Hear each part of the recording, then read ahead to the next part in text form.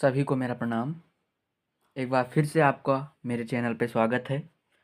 तो चलिए, जैसा कि हमने पिछले वीडियो में ए लेटर टू गॉड का पूरा अच्छी तरीके से समरी कर लिया था, यानी उसके सभी चीज़ों को समझ लिया था। उसमें इंपॉर्टेंट क्या है, इंपॉर्टेंट चीज़ को मैंने अंडरलाइन कराया था, सभी चीज़ मैंने उसमें बता दिया था। बस आपको उस वीडियो को देखना है। अगर आपने वो वीडियो नहीं देखा तो मैं डिस्क्रिप्शन में लिंक दे दूँगा, वहाँ से आप वो वीडियो ज़रूर देख लीजिएगा। वो देखने के बाद a letter to God chapter से आपका कोई भी समस्या नहीं रहेगा, ठीक है।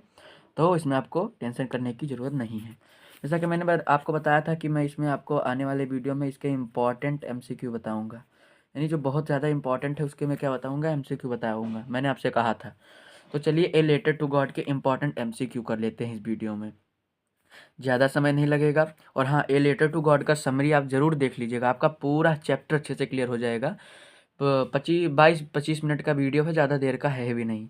बस उसे अच्छी तरीके से देख लीजिएगा, उसका एक एक शब्द सुन लीजिएगा, आपको a letter to God chapter से कोई भी प्रॉब्लम नहीं होगा।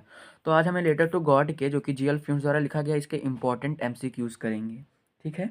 और इसके बाद जो वीडियो आपका आएगा उसमें हम डस्ट ऑफ स्नो का एक्सप्लेनेशन करेंगे, जो कि एक पोइट्री है, वो भी बहुत अच्छा चैप्टर है।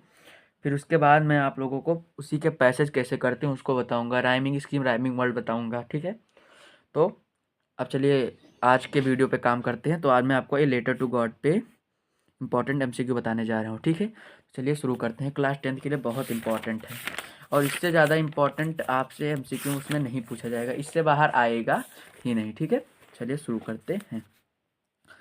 तो ये लैंग्वेज स्टडी एमसीक्यू, देखिए एमसीक्यू तो इसमें बहुत दिए गए हैं, लेकिन मोस्ट इंपॉर्टेंट कौन से हैं मैं इसमें वो बताऊंगा। तो मैं सारा सारा एक एक अर्थ क्लियर करूंगा, एक एक वर्ड की मीनिंग बताऊंगा, ठीक है। उसमें आपको कोई भी प्रॉब्लम नहीं होगा। अगर आप ये सुन भी लेते हैं यहीं पे, यदि आप इसे सुन लेते हैं वीडियो में, तो आपको लर्न हो जाएगा। इसको ये नहीं कि बाद में नोट्स बना के आपको याद करने की ज़रूरत पड़े, नहीं पड़ेगी।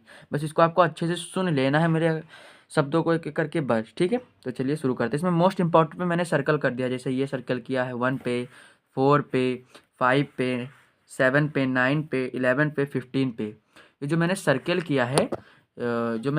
किया है, ये मैं आपको बता दूं कि ये मेरे क्या है, M M M M I M P, यानी मोस्ट मोस्ट मोस्ट इंपॉर्टेंट है।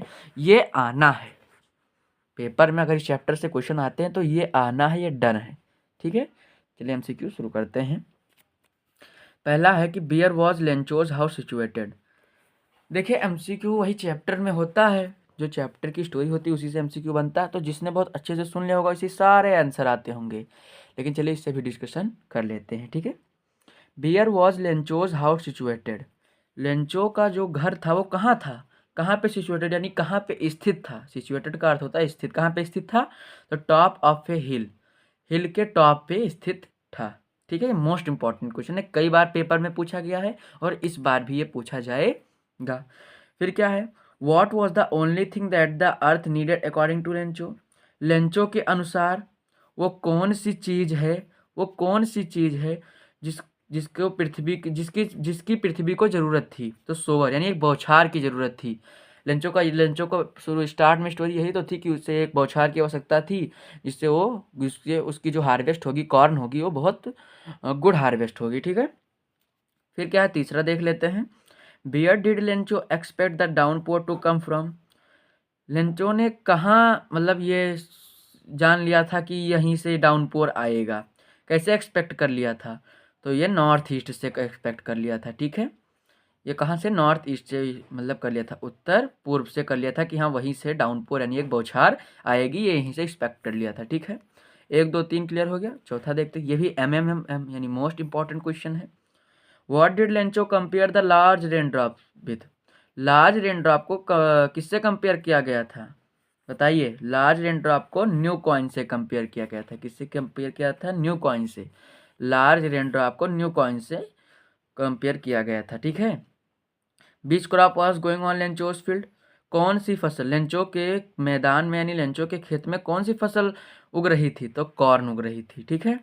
व्हाट डिस्ट्रॉय लेंचोस फील्ड, वो क्या, मतलब लेंचो का जो फील्ड था वो किससे डिस्ट्रॉय हो गया था, किससे नष्ट हो गया था, हेल स्ट्रॉम से। उसी ने तो उसकी पूरी फसल बर्बाद कर दी थी, उसने लेटर वगैरह लिखा था।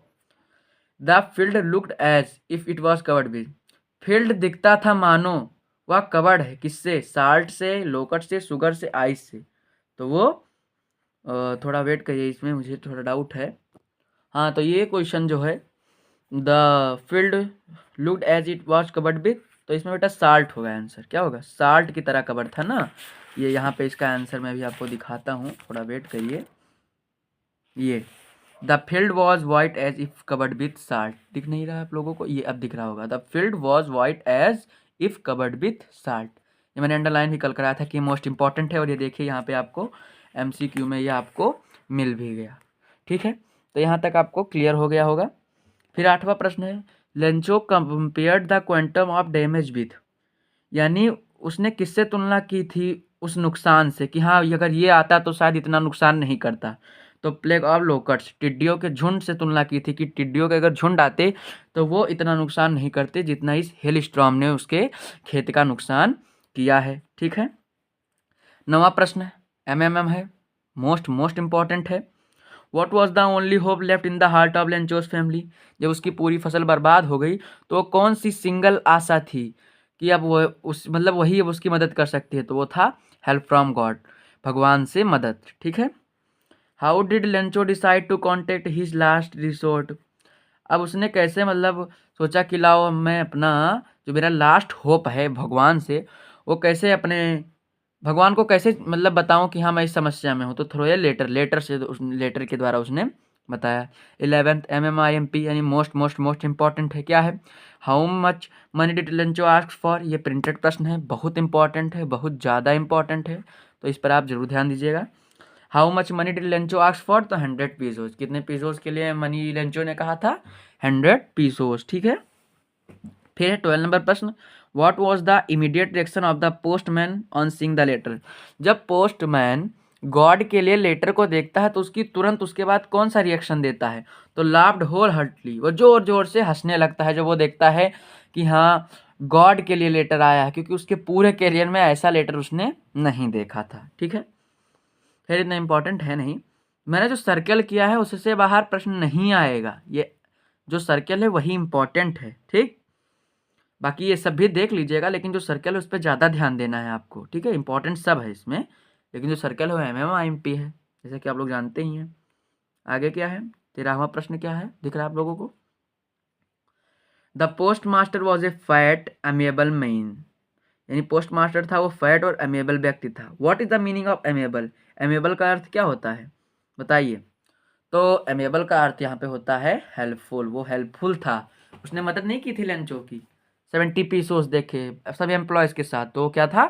हेल्पफुल था। 14 प्रश्न है, what else did the reply demand apart from good will ink and paper, ठीक है, what else did the reply demand, यानी इंक और पेपर से कौन सा डिमांड किया गया था? तो पैसे के लिए ही डिमांड किया गया था। डिमांड मतलब होता है मांग करना। ठीक है, MMIMP मोस्ट इंपॉर्टेंट क्वेश्चन है। 15वां नंबर क्या है, what did Lencho think of the post office employees, ये एम जितनी बार लिख दे उतना ही कम है, क्योंकि मोस्ट इंपॉर्टेंट है। What did Lencho think of the post office employees bunch of crooks, उसने कहा था कि वो ठगों की टोली है, अगली बार मुझे जो ये पैसा है मेल के थ्रू मत भेजना। तो ये कुछ इंपॉर्टेंट MCQs थे। ठीक है, मैंने MCQ क्लियर कर दिए हैं, इससे बाहर MCQ आपके इस चैप्टर में इंपॉर्टेंट नहीं है।